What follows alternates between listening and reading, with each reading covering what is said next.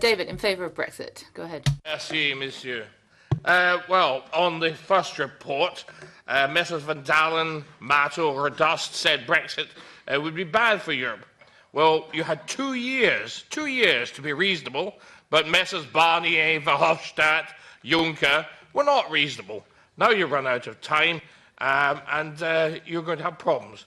However, you may be interested to hear that there are aspects of this document we like, and even approve. It states certain facts, which some wish to deny. It says, for instance, that the EU does lose access to UK waters in the event of no withdrawal agreement. Fact. UK waters alone are worth over 500 million euros to the EU. Fact. Some fleets are very UK dependent. Half Belgian landings come from UK waters. Fact. Thus, it recognises that we have what I have long said on this committee, the impact of sudden closure of UK waters to Union fishing vessels would therefore be substantial, with a strong negative impact. Fact. In short, and despite Project Fear Marks 1, 2 and now 3, we are right to say that the EU has a lot to lose from no agreement. Where the report does frankly astound me is that it goes on to claim the proposed modification does not imply any changes in the multi-annual financial framework. At best, this is a tendentiously technical, short-term interpretation of the impact, which is significant, large and long-term. We oppose this report because, despite actually agreeing with much of it, because it shows how far bureaucratic procedure is from what happens in the real world, ladies and gents, please, get real. As the report in practice acknowledges, you are in grave danger of cutting off your noses to spite your faces. Personally, I always liked those spaghetti westerns. I'm sure you've all seen them. Well, Clint Eastwood, Charles Bronson, Lee Van Cleef and Sergio Leone would all understand where we are today. It's the moment of tension, usually under a burning sun, close to the end. Who will blink first? Well, this is not a film. It's about real people's lives and businesses. So let's end the current Mexican standoff. Let's remove the backstop and get on with the practical process of agreeing how we can arrive at a win-win situation. Brexit, not a current lose-lose. Please.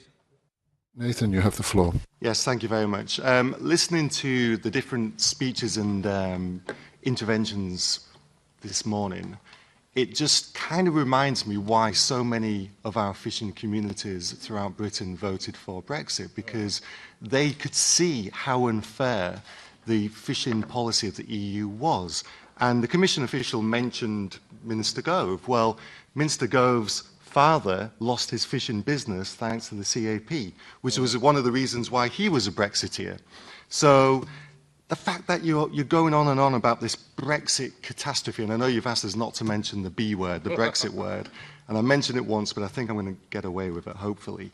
But for UK fishermen and women, it won't be a catastrophe, will it?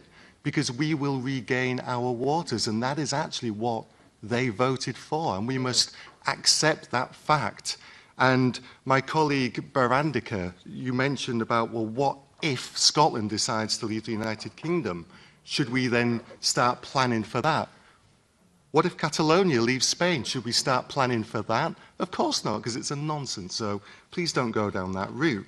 Now, with regards to the second report, and I'll try and be as brief as I can, but there are many times when bureaucratic speech is very bemusing to me. And it's really easy for us to allow the prose just to wash over us, and we can miss subtle changes of direction.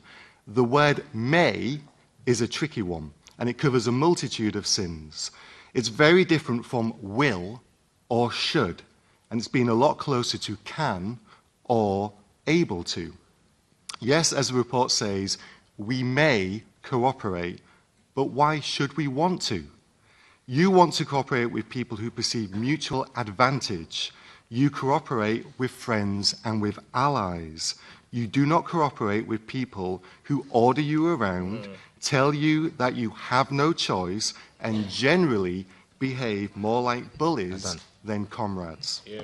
Yes, fish do not behave in the neat way bureaucrats and their rules would like, so exchanging quotas and being flexible does seem to make sense, but, and it's a big but, your sting is carefully included later in the paper. The condition you slyly add is that you require current access rights to continue. This Nathan, will only be flexible if we allow you to continue to plunder our waters. And that goes to the heart of why we are leaving. And I know you want me to finish, so I'll wrap up by saying, well, really repeating what I started with. That is why so many people in Britain voted for Brexit, because we actually want our waters back. Yeah, yeah. Pleasure, Scotland. Thank you very much. First of all, I would like to highlight that, especially from unexpected corners in this room, we hear so many statements by the Commission and these documents declared as facts, and that's good news, especially in times of fake news. It's always comforting to see that we produce facts rather than moral judgments. No, I'm not going to be able to reply to all the issues. I'm going to say a few things about issues that really are beyond me or beyond us. First of all, on the funding, we are cooperating in these two proposals, well, in one proposal actually, on the premise that there will be no extra funding. Whether there will be extra funding, that's a completely different discussion. For this proposal, there will be no extra funding. Member states will have to provide the funding from their own national envelope. Please also bear in mind that if there were to be extra funding, that would go into the EMFF. It would not necessarily go to the 8 member states directly affected. It would be in negotiation between 28 or 27 member states, depending a bit on the moment. Even practically, the availability of extra funding would lead to many complications that would most certainly not help to a timely adoption of these proposals. That's on the money side. Immediately after, it is true that the proposal on the EMFF has let's say, an expiration date. The expiration date is not the end of 2019, but the end of the EMFF period, so it's 2 years. I made reference to the 9 months as an option to use that for 2019, because 2019 is the first that's ahead of us. That's the only reference. But in principle, the new measure for temporary cessation is applicable for the whole period of the EMFF. Of course, always within the limitation of 9 months application. Of course, we have an obligation, like the UK has an obligation, once we separate from each other, both we have an obligation to work together on the management of the shared stocks. I'm not sure how many times it has been mentioned here, but we will have more than 100 shared stocks to manage together. That is a responsibility both to the EU and to the UK that we've never had before. Just to give you a flavor, with Norway, we have 12 shared stocks. Now we go to 10 times as much or even more. So, like was mentioned, there will be an obligation under UNCLOS to work together. Of course, in the withdrawal agreement, we have let's say, including the transition, we have a roadmap for how that future relationship would shape up. Under a no-deal scenario, there's no roadmap available unless we take that roadmap. But it is very logical, and it makes sense to initiate negotiations, initiate consultations between the two parties as soon as possible after the withdrawal, in the case of a no-deal scenario. This doesn't, however, like I said earlier in my introduction, this doesn't, however, affect the contingency measures that we need for the situation, because we will be sitting on the 30th of March without an agreement, nor does it affect the contingency measures, nor do they affect the shaping up of the negotiations on the future relationship. Again, we are looking for the contingency at 2019. Firstly, we know that 2020 is coming. In the course of 2019, we will have to make sure that also 2019 is covered by a responsible and sustainable management modality between the two parties. But that is, of course, part of the future negotiations already. We are permanently in contact with our partners in the Northeast Atlantic. Apart from the fact that we have periodic consultations on our day-to-day management, we are in close contact with the main partners like Norway, etc. on any eventuality. For a long time we were working with them with the prospect of a withdrawal agreement with a transition period, but we are also in contact with them on the eventualities of a no-deal Brexit. Because there will be changes to some of them as well, because for them also the UK will become an independent state, and even if we, between the EU and the UK and for instance Norway or another third party, we maintain everything as business as usual for 2019, there will have to be some arrangement between the UK as the one who controls their waters with third parties. But we know that there's communication between all parties, including between London and these parties, about how we should tackle this from the first day after the Brexit onwards. Thank you very much, Joost. I'd like to make one comment.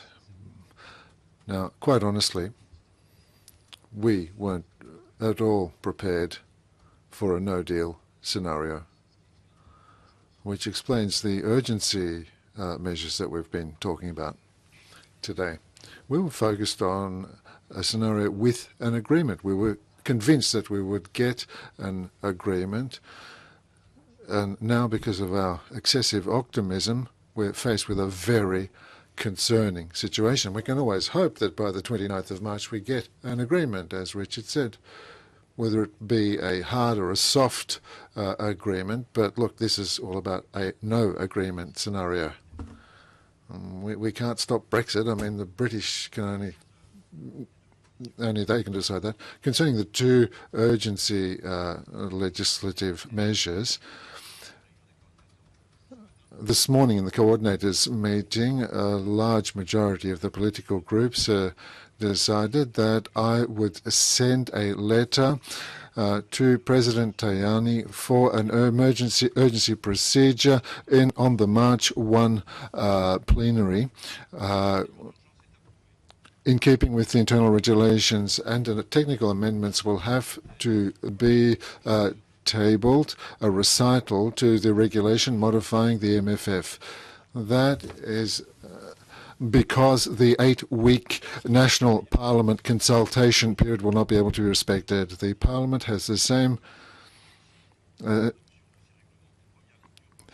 the publication will come into force prior to the 27th of March. So that's what I wanted to say by way of a conclusion. In any case, the debate is closed, but the Brexit is not finalised yet. Thank you, colleagues. We'll now move to the following point on the agenda.